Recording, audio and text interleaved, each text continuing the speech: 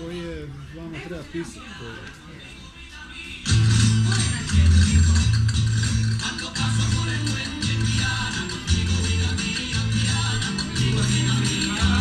Konj ulaze u ciljni pravac, ovo je jako brza trka.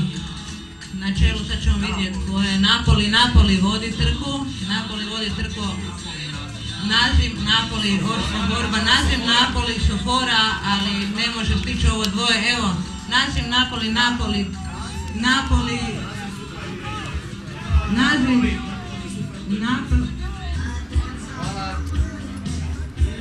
Evo imamo i službene rezultate utrke. Pobjednik utrke je Napoli pod rednim brojem 3.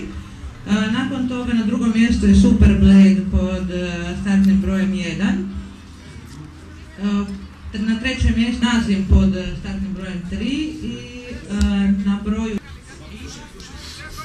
Vesna Pajić, državna tajnica, predaje medalje za treće, drugo i prvo mjesto. Ministar Čigorović. Mr. Bond je plasiran 3. Treće, drugo, onda prvo. Treće medalje daje. Treće mjesto, Vesna Pajić, državna tajnica, zapravo.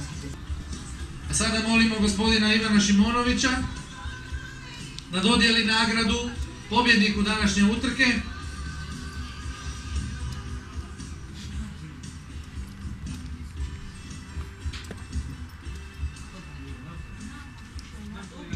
Dakle, pobjednik je Napoli i osvajač današnjeg kupa branitelja grada Zagreba, međunarodne galopske utrke na 1400 metara.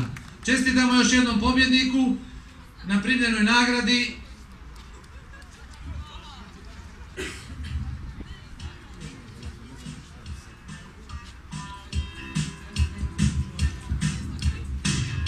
Molimo još jednom da se slikaju svi zajedno za uspomenu na ovaj izuzetan rezultat koji je danas postignut.